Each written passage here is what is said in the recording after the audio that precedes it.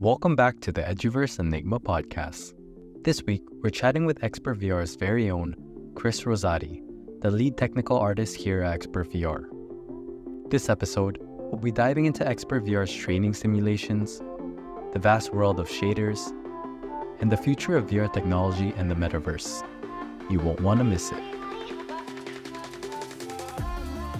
Welcome back to the Eduverse Enigma podcast. Very excited today. We have Christopher Rosati from the XpertVR team, our lead technical artist, on here to chat about his experience with VR in education, as well as all the awesome projects he's been working on at XpertVR and what he's been up to in life outside of XpertVR and his education experience as well.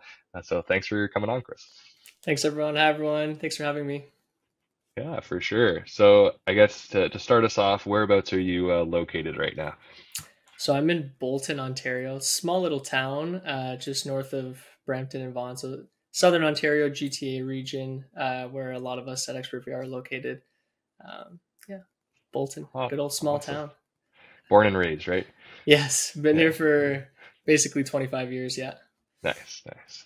Awesome. Well, I guess tell the audience a little bit about yourself. Who is Chris Rosati? And in your own words, I guess, what is a lead technical artist and what you do at XpertVR? Great question. So I'm Chris Rosati. Graduated from Brock University in St. Catharines in 2020, I guess that was. I was part of the first cohort of the game development program there. And that's where you and I met, or where we started working at XpertVR. In my leisure time, I love sports. I'm a rock climber. I love climbing rocks. I love playing hockey, soccer. Grew up playing hockey and soccer. Ultimate Frisbee has been a passion of mine recently, or lately.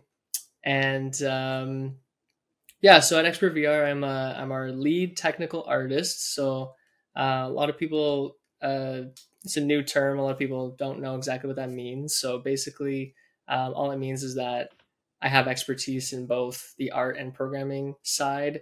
So I'm not 100% like our in-house artist or 100% a programmer. I'm kind of that person that bridges those two people together.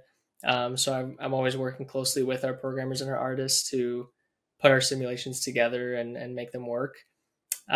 Specifically though, a technical artist usually has like a focal point or something that they specialize in. So my specialization would be working with shaders and visual effects.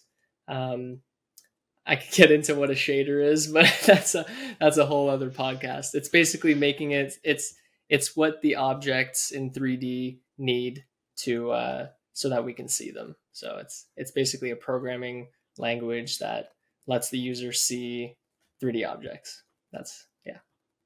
Okay. Yeah, I was gonna ask what is a shader, but you're right. That's probably a whole podcast episode diving into that. So I guess it allows people to see what a 3D model is, but could you give an example of like maybe a shader in one of our latest simulations? For sure. So a shader is, again, it's a script. So it's a programming script that tells the computer how an object is to look. So without a shader, an object would be invisible to us. Like you need a shader to tell the computer how it wants a certain object to look. So basically every object has like sort of a standard shader that gives it the lighting that it's supposed to have, that gives it the color that it's supposed to have, the different textures on it, like how much metalness it looks, or like how metallic it is, how rough the surface is, those kind of things. But you could also make a lot of different kind of custom shaders. Like, for example, a lot of objects in our simulations need to be like outlined, kind of like highlighted, so that they're like an interactable object. So the user knows that it's something that can be grabbed or clicked or whatever. So some objects, when you highlight over them, they'll have this like blue or green or whatever we choose, kind of like flashing highlight that happens. So the shader is what drives that effect and what tells the computer that we want to have this color and we want it to fade out and fade in and do all those things, right? So an artist, usually like just a 3D artist wouldn't technically learn those things. They would more learn how to make a 3D model and what textures to give it. So kind of just like static, like what textures to give it. And then the technical artist would take those textures and put it into something that we call in Unity, which is the tool we use, is a material. So they take those textures and make a material out of it that is run by the shader. If that makes sense. That makes sense. So like Yeah. for like a very direct example,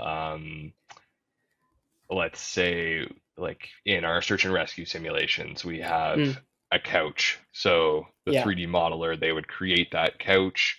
Mm-hmm. And then on top of it, they would have the texture of the fabric on the couch. Yeah.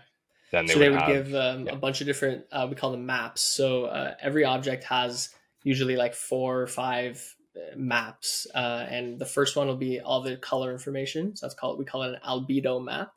So that only holds just the color information. It doesn't hold any information about what parts might be bumpy, what parts might be metallic. Those are for separate maps. So albedo is just color. Then we have metallic. So in the case of a sofa, none of it's metallic. So that part would just be black. Then we have our like smoothness or roughness shader. It comes by different names. That kind of shows you how much of the surface is like rough or shiny. So where if it was full shiny, it would look like a mirror, and if it was full roughness, it would look like plastic or like something that doesn't give off any light bounces or reflective bounces. And then there's a bunch of other maps you can add to make it look more realistic. But another way that I can explain shaders is that a lot of our simulations, we try to get them as realistic as possible. The whole point for our simulations is to replicate real life. So we use usually something called a PBR shader. All it is it tries to replicate real life as close as possible. But a lot of video games, like cartoony video games, don't care about that. So their shaders will be, they call them like cell shaders, or there's a bunch of different names. So basically, it just manipulates the way that the light hits the object to give it more of a cartoony look. So as opposed to like a perfect gradient that goes from black to white, which is what we see in real life, like we have a vast gradient of light, you would see more of like a banded, like 3 tones of light. So a really good example is like Legend of Zelda. Those games often use cell shaders and make it look very cartoony.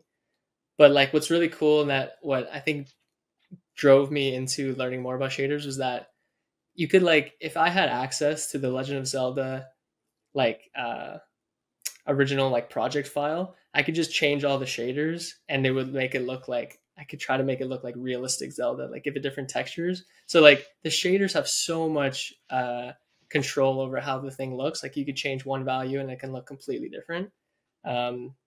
And then I think a lot of people that grew up playing Minecraft and now might be in that world of like, they might be used to that term shaders because a lot of Minecraft players download their own shaders online, which changes the look of the world. So like gives it different, again, like I was saying, gives it like custom lighting calculations, you can get like a really realistic shader pack. You can get ones that are like more cartoony. So yeah, it just completely changes the whole look and feel of the entire environment.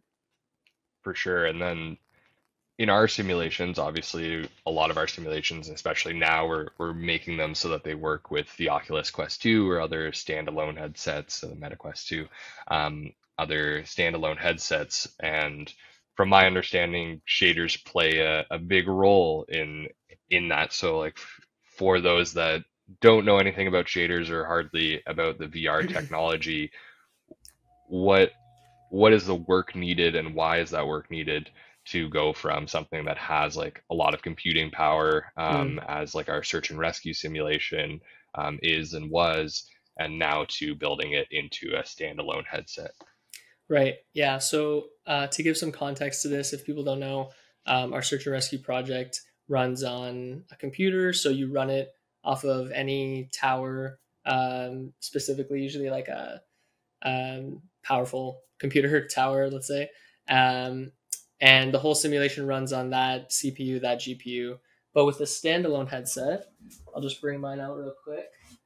I don't know if you guys have talked about this on the podcast before, but for a standalone headset, this is the whole computer, right? Everything is up here. So just similarly, like a phone, they obviously have to, the different components that are in here are going to be a lot weaker than something that is the size of a computer that you can, So what goes in the process of building for a tiny little headset and basically a mobile processor like this is, it's not just the shaders. Shaders do play a big part of it, but you basically want to optimize like all of the different art.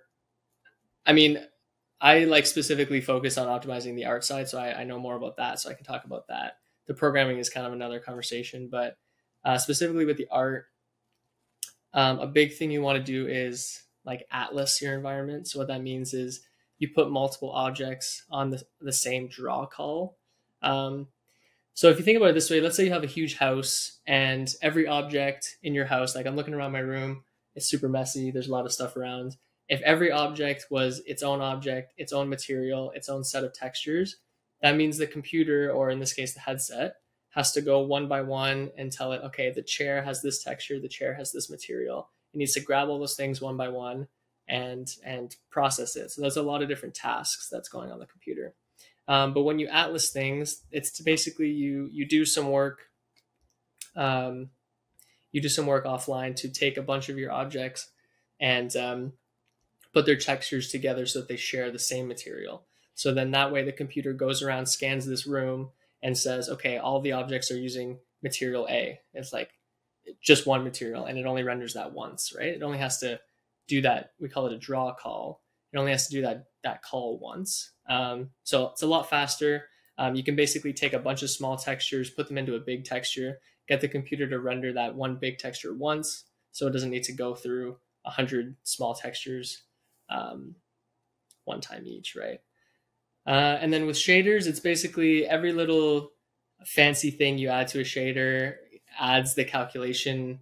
And since, video games, or in our case, VR simulations, they're all run in real time. So if you see someone's like, I don't know if anyone's experienced looking at like a 3D render of someone's like 3D model, that's all baked offline. So that artist, they spent an hour rendering out that image. The computer did the rendering time and then exported something.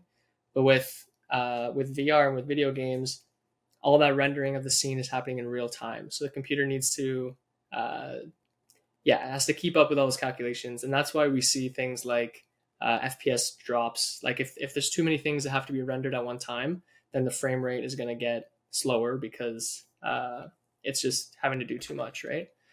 So our goal is always to try to keep things around 60 to 90 FPS.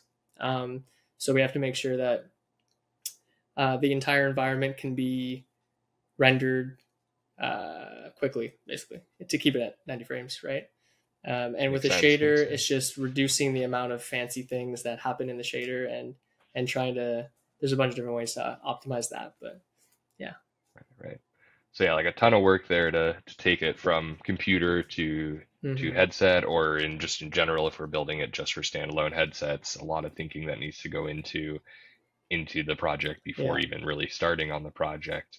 I guess talking about projects and SAR or anything else, what has been your favorite project that we've worked on, to take a step back from the technical?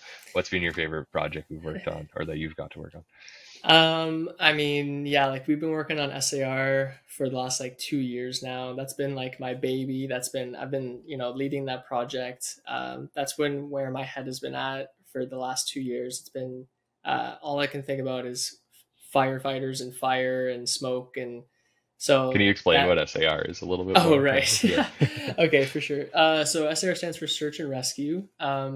So it is our firefighting simulation in which currently we've set it up to be a 4-player thing, but it started off as a 1-player thing, where firefighters can traverse through a burning building, a burning house, and try to find victims that are located around the house. We give them a certain set of tools at their disposal. So they have a Halligan bar, which is a fireman's crowbar, basically. They have an axe. They have a speaker module, which they can use to talk to their commander.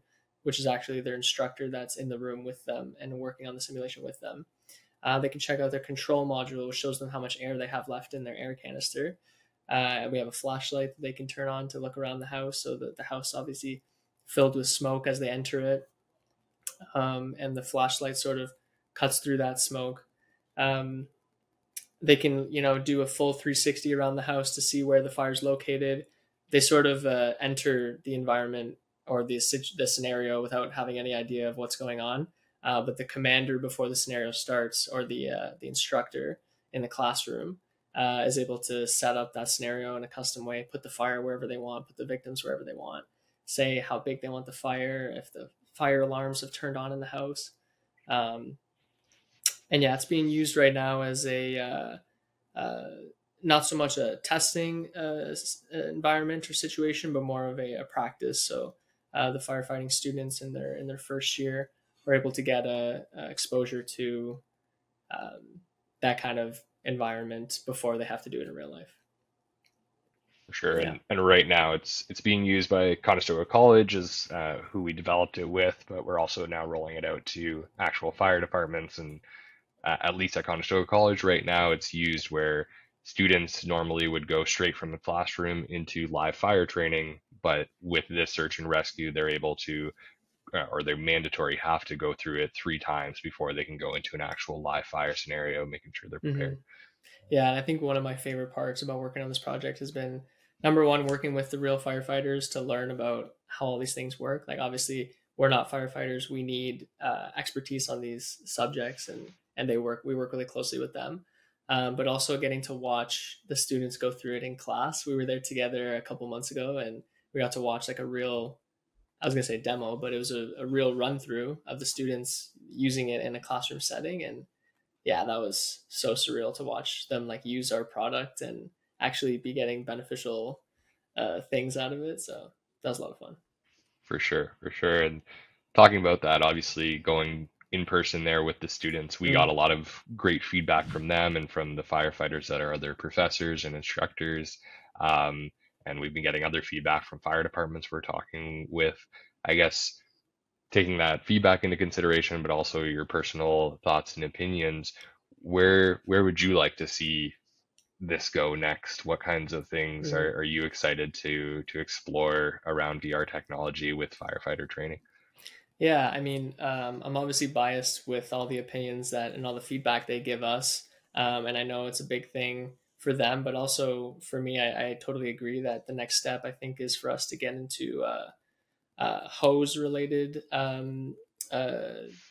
features. So basically giving the firemen or the firefighters an opportunity to control a hose with water, do some fire suppression, do some ladder like exfil, so setting up a ladder in a window and extracting victims out of windows and stuff like that. I totally think that could be a possible next step, and I think it would add a ton.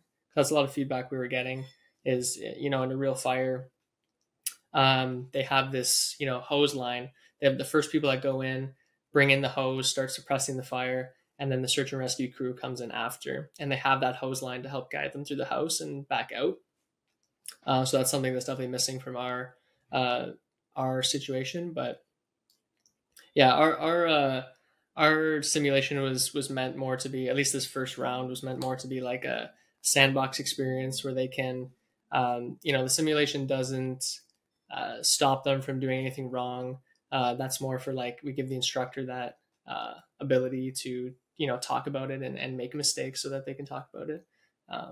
So that's what I think was really beneficial for our students on this round. Yeah. For sure. And I guess in general, what are you most excited about for where the VR industry is right now and where it's heading? I guess connected to education, but also just in general, what are you most excited about? Yeah, VR. I mean, the way I'm seeing it right now, I think there's still a bit of a ways to go in the sort of consumer market. Like when we're comparing it, like the gaming consumer market, when we're comparing it to like PlayStation and Xbox, we still, like my friends don't really have headsets. It's not like a thing that's in every household yet. So I think that's somewhere that's still on the come up. And with the Oculus Quest 2, with the price being, a lot cheaper than other headsets, I think we're slowly getting there. But what gets me really excited is how like willing a lot of our clients have been in adopting this new technology and bringing it into schools. I see VR like as a training utility. I see it much stronger, or I just see it like um, being so much more impactful right now than in the gaming world. Really, I think like the gaming world, it can seem a little gimmicky still right now, but I think in the training world, it's just like really exploded. And yeah, like seeing the universities so willing to adopt this technology into their classrooms has been really refreshing. So that's what's been really making me excited. And um, yeah, seeing it in a classroom is just so cool. I wish that I had that like in high school or even in university. We never had to do, well, I didn't go to like a trades college or anything. So I don't know why we would have used it, but um, yeah, seeing the students get their hands on has been really fun. For sure. And yeah, even just going back, like you said, to high school, being able to have those experiences where you Mm. maybe could have like happy that you didn't because you're on our team, but maybe you could have discovered that, oh, I would have wanted to be a firefighter if you would have Right. experienced that sort of thing, for Yeah, sure. absolutely. Yeah, absolutely. And I guess with that, to take even one more step back, like Mm. how do you see VR and or actually no, one question before we get there.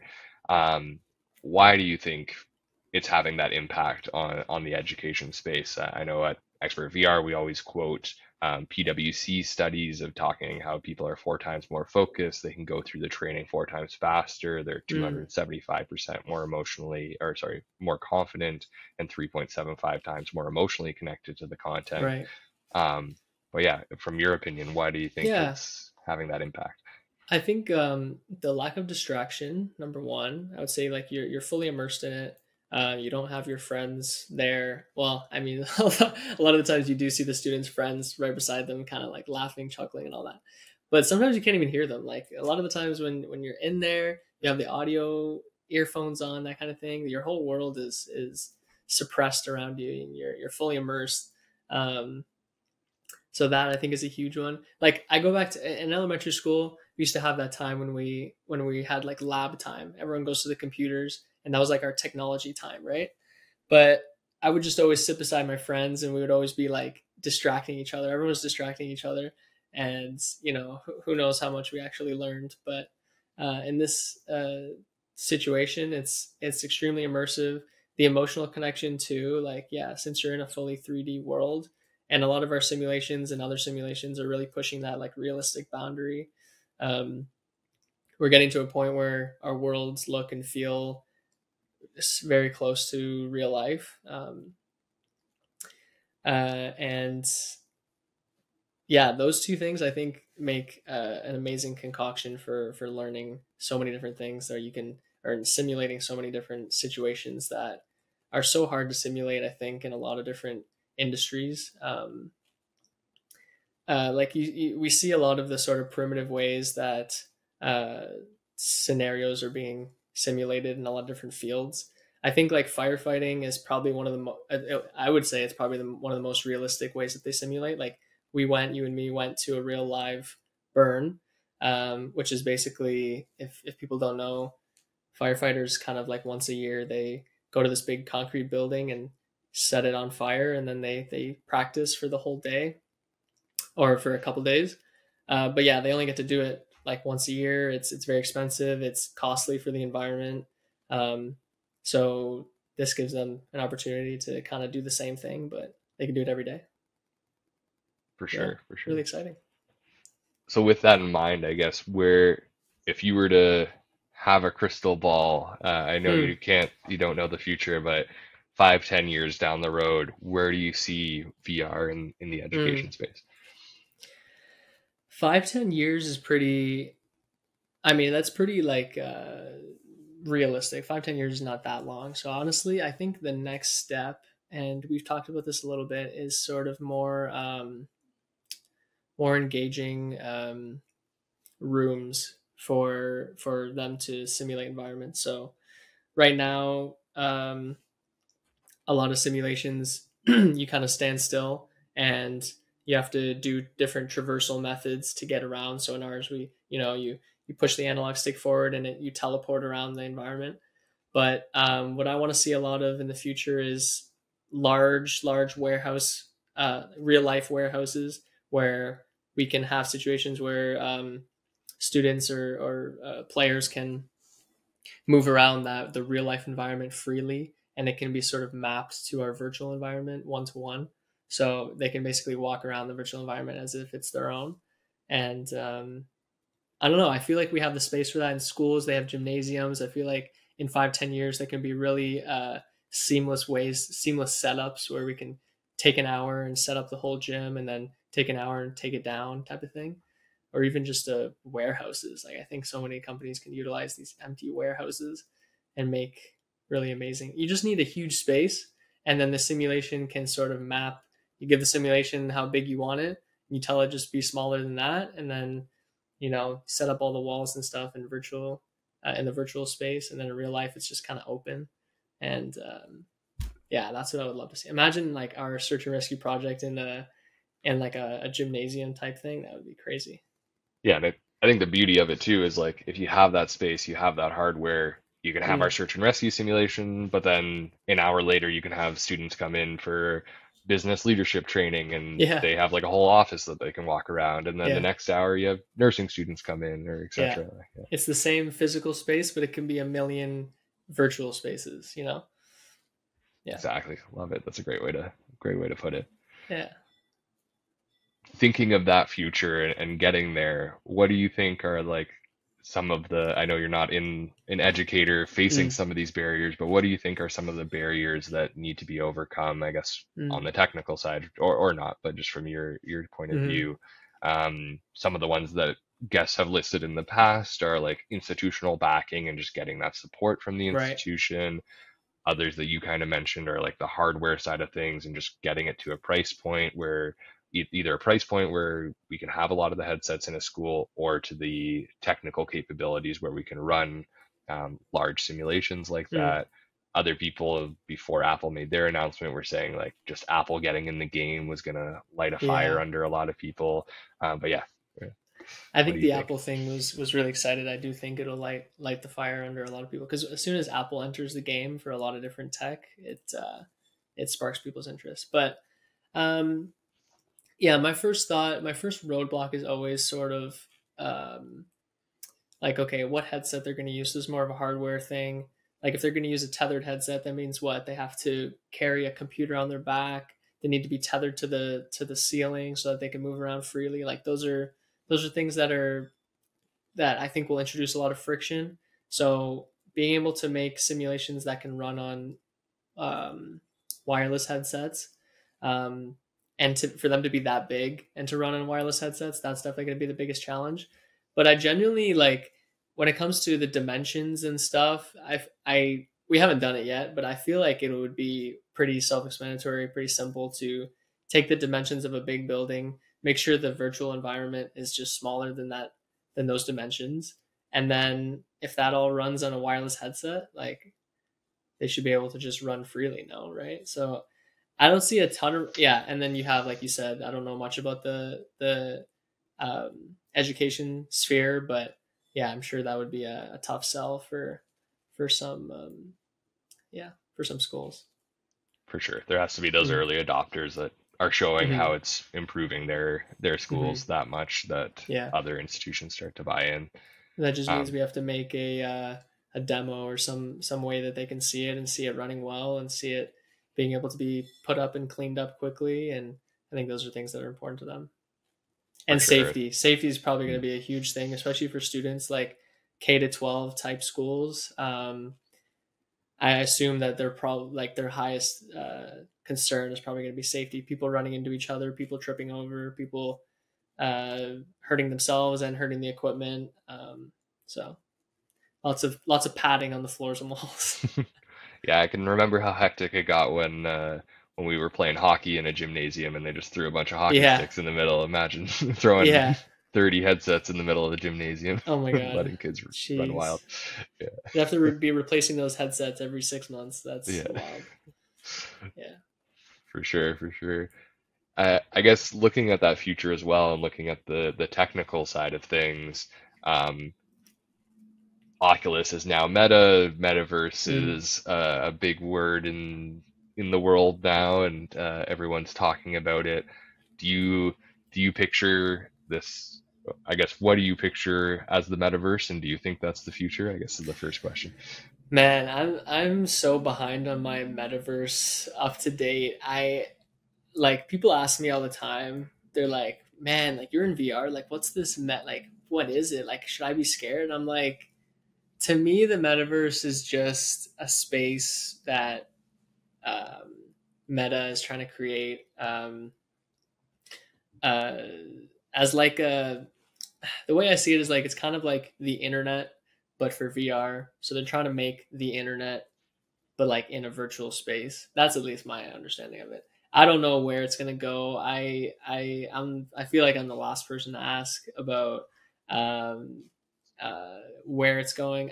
To me, it seems like it hasn't really picked up. People kind of like I've seen videos of people jumping into that shared. What is the metaverse space called?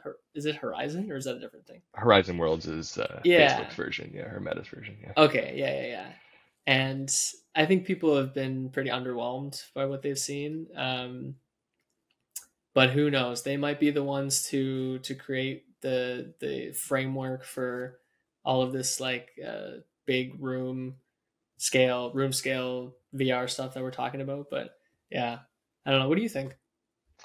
Yeah, I Has anyone ever asked you what you think? yeah, definitely we definitely had the conversation a few times. I would say similar to you, I picture the metaverse as just the next evolution of the internet. It's Yeah. and like I think everything that we do with the internet today is still going to be around. Like people will still use videos, people will Hmm. still use Word or Google Docs Yeah, for sure. for typing things, but it just that next evolution of 3D being added on top of it. Um, and yeah, like I think I feel like that's the future of VR because like we were in Remio this morning, and Yeah. for those that I think we've mentioned Remio in the past, but for anyone new to the podcast, Remio is the platform that we use to get together every Monday morning for our team meetings. We got a boardroom in there, we have a basketball court, and then there's all kinds of other little things, but there's also in the middle of the space portals to go into other games made by Remio, but Hmm. also into other apps made by other developers. And I think that just makes sense to me that just like being on Google, you can very easily go into a search bar Yeah. and go to a different website. I would see the same being possible where I'm in Remio, but now I want to go into our search and rescue simulation. I can do Right. that very easily, and then within the search and rescue simulation, I can open some sort of menu or something where I can create another portal to go now into 11 table tennis and play table Right. tennis with a friend kind of thing. Yeah, like I think I always want to compare it to the current gaming consoles. So like let's say a PlayStation, for example, like I could definitely see Meta creating like the home page, like a world that is like the home page of where you can go do all your things. So like yeah, you can go to the Meta store and buy your games. You can enter all your games through this like Meta home page type thing. Enter your party chats, enter your all that kind of thing, right? Play your little mini games. Um, yeah, I could definitely see them getting there. I don't think they're there yet. Correct me if I'm wrong, but yeah, it's like the virtual version of um, the PlayStation framework or the internet framework, Google, whatever. It's kind of yeah, just that virtual version of that. For Yeah. sure. I guess curious there to dig a little deeper, would you say you see the metaverse in the future more as kind of um I guess the PlayStation or like Steam type library where you can get everything and that's your like homepage and you can go Mm, into different apps? Or do you see it more as like Google? I know Google has like Google Play and everything, right. but like more as this is just a search bar and anybody has access to upload their content there and it's less like Yeah. controlled, I guess. Yeah, I think now that you say that, definitely the more like internet Google type, I think, is what the metaverse because yeah, you know, PlayStation, Xbox, their goal is just video games. They build their whole system just based off of you play a game, you talk to friends. Um, but I could see the metaverse being even like when we went to CES, I still think about this all the time. I went to CES a few years ago, which is the Consumer Electronics Conference in Las Vegas. And one of the things that they talked about was just being able to like be in your car and like go shopping on your way home. And like, yeah, I mean, I see the metaverse as being that, the ability to go on Amazon or go on any type of web page, but in VR, go to any type of game. Um, yeah. Yeah. Is that what you're thinking too? Yeah, no, I would agree as well. And I think, yeah, like you're saying, I think it's kind of that becomes that mix between virtual reality and augmented reality. Because like you're Mm. saying, you're in your car, maybe you go to Amazon and you're buying some new shoes Yes. and you're able to see those in augmented reality. Yeah. You see them in augmented reality, you spin them around, you say, oh, my daughter would love this. And then you buy them. And then before you get home, they arrive at your front door. Yeah.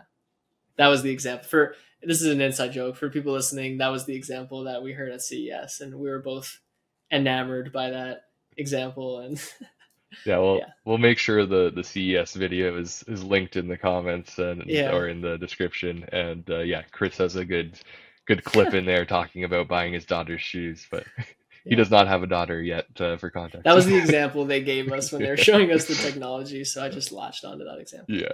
Anyways. No, love it, love it. Um, I guess talking about just VR and the metaverse, for what it is today, what is kind of your favorite software outside of XpertVR, Mm. I guess? What's your favorite software or Outside of game? Xperia. Yeah. I've always loved Beat Saber like that. That's always my answer for these types of things. Like during lockdown, during COVID, it was an awesome way for me to like get my exercise in. I thought I was like doing it every day. I got into trying to like perfect that Expert Plus level, or is that what it's called? I think it was called Expert Plus. I haven't played I it think in a so, little yeah. while, Yeah. but like Expert Plus, and I remember just like having to get a towel because I was sweating so much and like breaking a sweat, and even like modding it so I can get my own songs in there. Like people had like modded versions. That was really fun. Me, and Drew have been playing Pop One a little bit. I haven't jumped on it a little bit, but we love that game. That's a fun one. That's like a battle royale shooter type game. Yeah, you'll have to Um, jump on sometime. They have their new like creator mode, so there's like oh, a sick, million different maps that are like sick. really cool. And you can make That's your own awesome. maps, obviously. That's sweet. Yeah. Okay, that's sweet. What are the games that we've been playing? One experience that I had with VR, very early experience before I started working here, which I love to tell the story, is the game's Super Hot. So if you don't know the game, basically you're in like a black and white environment. The world is very like diamond and sharp edges and all that. And when you move, then the world. Sorry, let me explain it. When you are not moving, the world is like paused. Like the time is slowed down and paused. So time only moves when you move. And one of the levels they force you to. There's a funny little like story that goes along with the game, but in one of the levels you have to like jump off of a building. You have to just kind of walk forward, and your player jumps off of a building. And this was back when it like came out. We were playing with I was playing at a friend's house on like the first PlayStation VR, I think. And I've always been kind of scared of heights. So when it got to that level, like I could not walk forward off the edge. My body would not move forward. I could not, like my legs stopped. I knew that in real life there was just more carpet in front of me, like it was just a living room, but my whole body froze and I could not like let myself walk forward, knowing that I would like be left off the edge. My friends were even like kind of pushing my back, being like, "Just go, just like move forward," and I was like holding them back, like, "Don't push me." Um, yeah, that was crazy. That was one of my first experiences in VR, and that I'll always remember that. Now that I've worked in it and I'm in it every day, I'm kind of desensitized, so I can just throw myself off of buildings and stuff. But yeah, that early experience was crazy. It was really cool.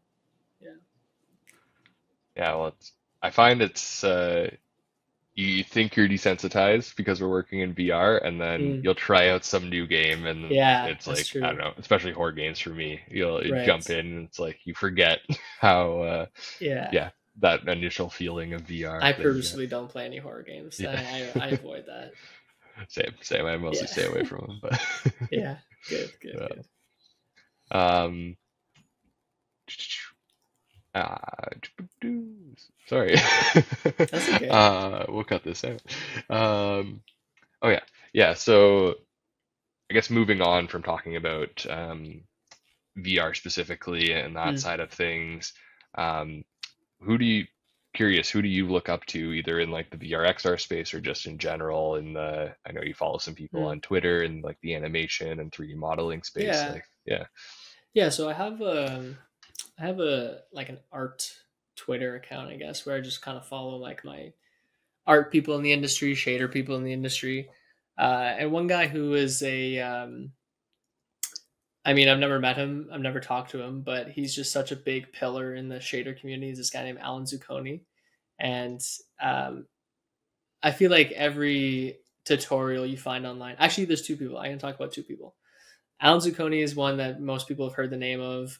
His so many tutorials. Actually, I can talk about three people. Sorry. There are like three people that I see all the time, and their stuff is amazing. Their explanations for things are so good. They have all the tutorials are by these three people: Alan Zucconi, Cat Like Coding, which that's their name, Cat Like Coding, I think. And this one guy who I was originally like a Patreon supporter of really early when he was just starting out. His name was Polly Toots, and man, like he does a lot of Amplify Shader Editor tutorials, which is the tool that I use to make shaders. And the way he explains things is so amazing, and I always recommend his stuff to people when they want to learn the software. I just feel like he really understands all the nodes, really understands how it works, and is able to explain it really well. And I feel like genuinely is every time I have a problem and I need a solution, he happens to post a video that has that solution within the last like week or month. It's crazy. It's so weird. It's happened so many times. So those three people I feel like are my pillars in the shader community that I really look up to.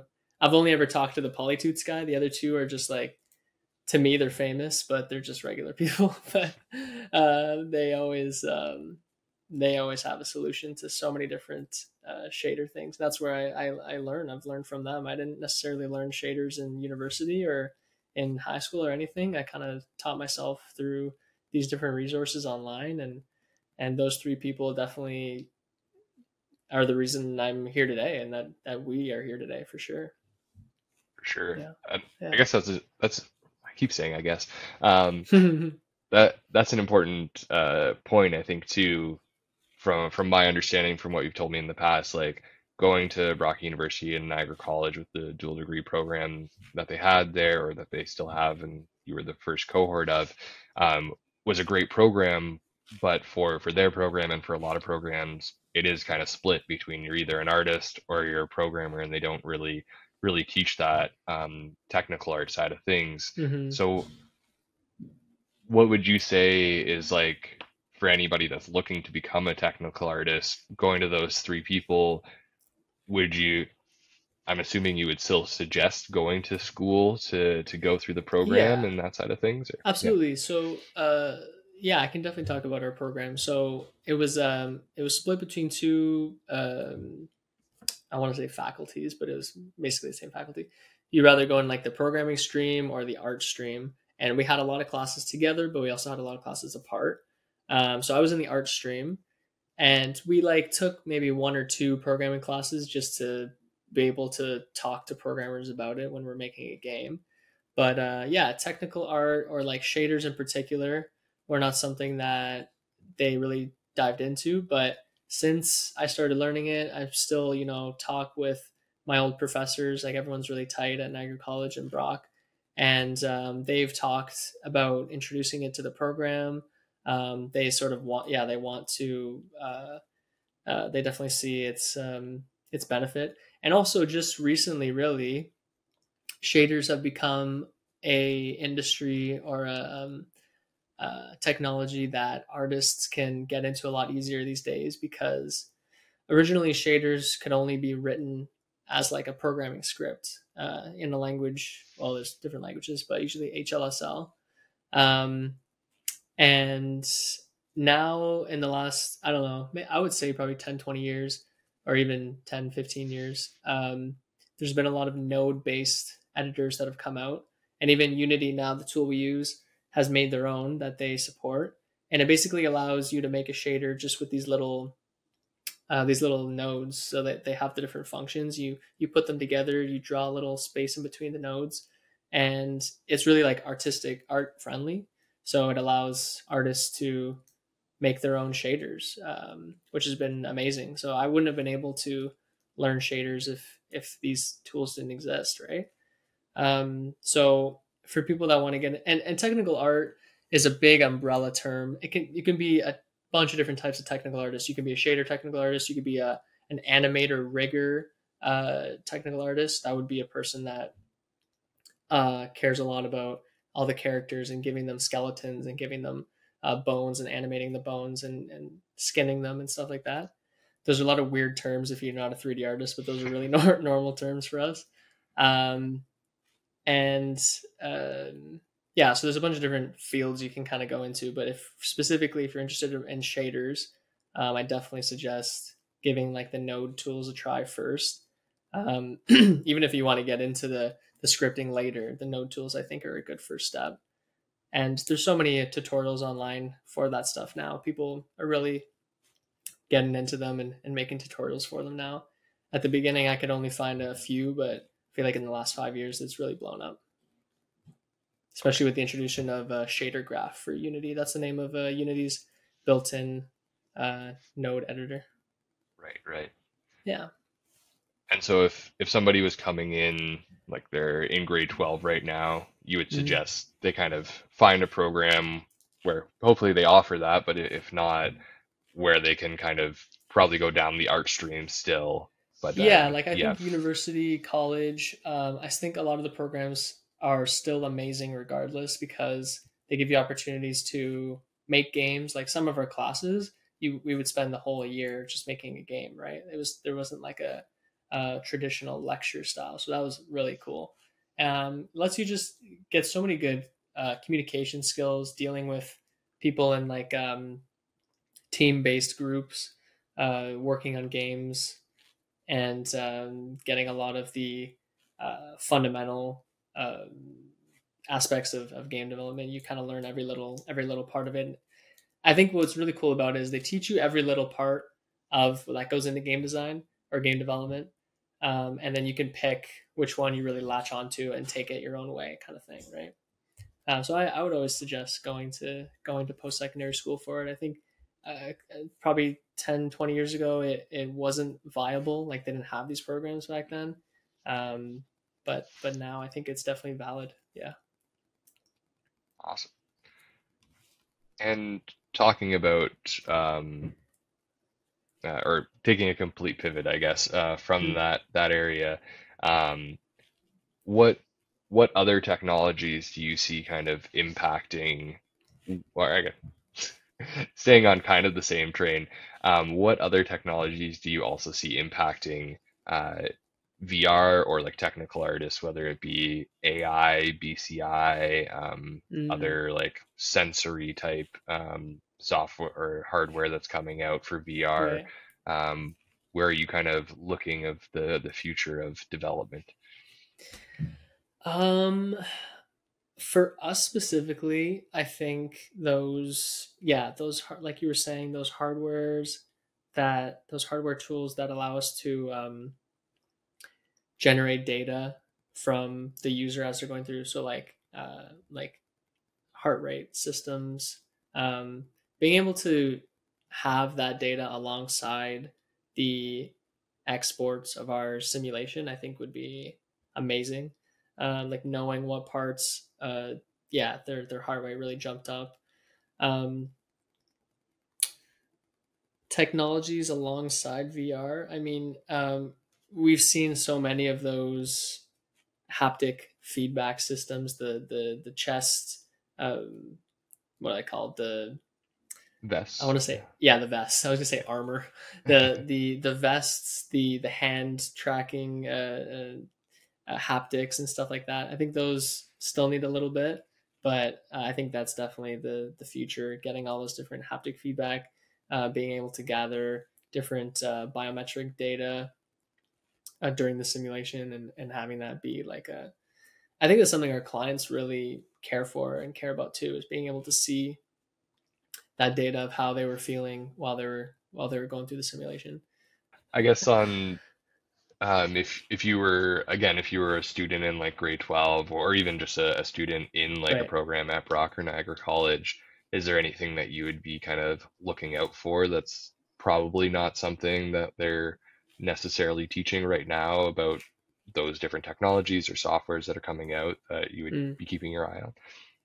Um, I think like again, like I was saying that they're starting to get into teaching about shaders, but I still think that it's not something that's very common. So, and it's so fun, honestly. Like it's so gratifying to work on them. So I think if you're a student or someone who's really into the technology behind games or any type of, when I say games, it could be even what we do. Like we call them serious games. They're still games per se, but they're in more of a training or serious context. Um, I think shaders and visual effects are so fun and gratifying to work on. And I think those tools that I'm talking about, the node tools, they are still early. So looking out and learning them and watching them grow and update and getting proficient in them, because I feel like a lot of different softwares and tools are using this sort of node based system. Even like for our projects, we have this tool called the CMT tool. And we basically did the same thing. We made a node based editor so that we can create dialogue trees in our simulations.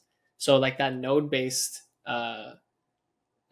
framework, or that node based that node based framework is really common in a lot of tools that you're going to see in the future, I think. There's even a language called Scratch, which is literally you are like programming with nodes, and it's usually what they teach like younger children to get into programming. I did So it at like, camp when I was a yeah, kid. exactly, right? Yeah. So like just getting used to the way node tools work, I think is like a huge benefit and a huge foot in the door, because a lot of tools are going to be like that. Right, awesome. Cool. And we're getting near the end here. I'd like to do kind of this rapid fire where I'll like say a word or two and then you respond with kind of the first word or thought that comes to mind. It's okay if it's more than a word, but try not to go on a Okay. tangent. So yeah, to start it off, pop culture. Marvel. All right, yeah, Yeah. yeah, perfect. Conference. CES. Yes, all right. Unity or Unreal? Unity. Unity. Can I pick the same word as what you're saying? Like, Yeah, was yeah, that a no, question? for Okay, sure. Yeah, yeah, Unity. for sure. Unity. Unity. Um, educational NFTs. I don't understand. Okay. Yeah, no, no, that's a valid Yeah. answer. The Metaverse. Early. Really. Education. Pivotal. Favorite book. Oh, I used to have an answer for this. Hold on, let me look at my book. I love a good Adventures of Huckleberry Finn. That's a classic. Okay. No, I take it back. Sorry, I take my change. My very first favorite book was Holes. They made a Holes, movie on it, yes. but I read the book first. Yeah, so I'm gonna go with Holes. I guess to take it off on a tangent from there, there's two more, but Yeah. I've never read Holes. I've seen the movie multiple Okay. times. Is it very different or just out of I read it curiosity? when I was like in grade 6. I think Okay. I remember it being pretty different than the movie, but Okay. I just remember it was like the first book that I just like could not put down.